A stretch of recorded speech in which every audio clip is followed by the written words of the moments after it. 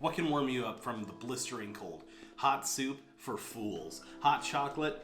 Idiots drink that. No, no, no. Today, the thing that warms you is blistering thrash metal. Thrash daddies, I beseech you to give me your hot speed. It's gonna be a good video. It's gonna be great. Welcome to the Vinyl Files, everyone. Today we are taking a look at not just one, but two live albums / EPs that are just essential to thrash metal, to metal in general, to rock, modern metal. Thank you so much for watching this video. Up top, I'm gonna say, if you can, please subscribe. Come on, do it, please. I'm begging you. Screw up one more time and you get the hose. I'm sorry, I'll do better. Studies show that fear is a good motivator. Now, albums that I'm talking about today, I'm gonna get right into it. Live Undead and Haunting the Chapel by Slayer. The reason that I'm doing these two together is because if you know anything about these, you might know that this, Haunting the Chapel, is typically packed in with this, or it was quite a bit, cassette CDs and all of that, as well as on the vinyl releases. These two albums come between Slayer's first and second studio albums, and they really showcase what a great live band they were and because they're not a band anymore, unfortunately. Being recorded in 1983, 1984, this is right after Show No Mercy comes out. This is right before Hell Awaits comes out. And you actually kind of get a feeling for what's to come with Rain in Blood, South of Heaven, Seasons of the... I was gonna say Seasoning the Obese. That's an SOD album, and it's a joke on Slayer. SOD is great. Seasons in the Abyss.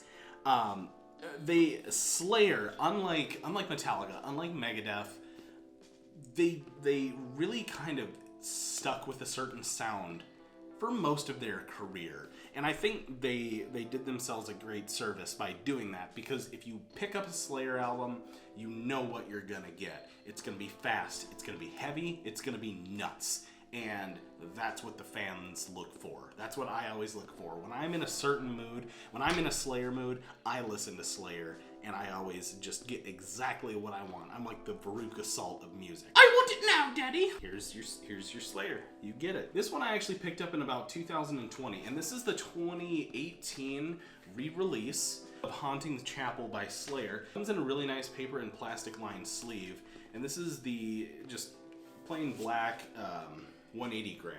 And it sounds awesome. Now the funny thing about this album, I made a really funny discovery a few months ago.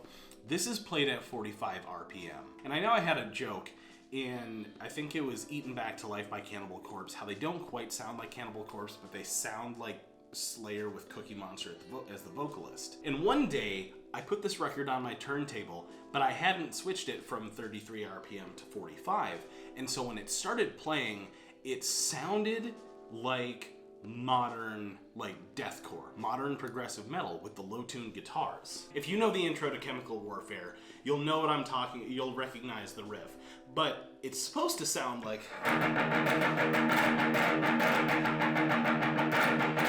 But instead at 33 RPM, it sounds more like this.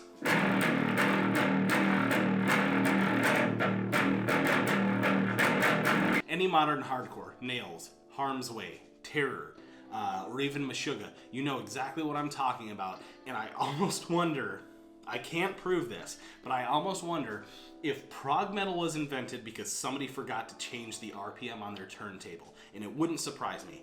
Getting back to the album. Standout tracks on Haunting the Chapel. There's 4 of them.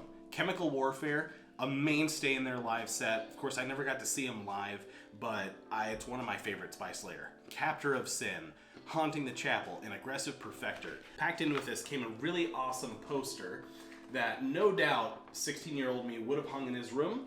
Coming up next, we have Live Undead by Slayer. When I was younger, I didn't quite understand it, but this right here was actually a studio recorded EP that was packed in with this at times. This one, however, was recorded live on their 1984 Haunting North America tour, which would have been a blast because it's still like young Slayer. Kerry King still had hair.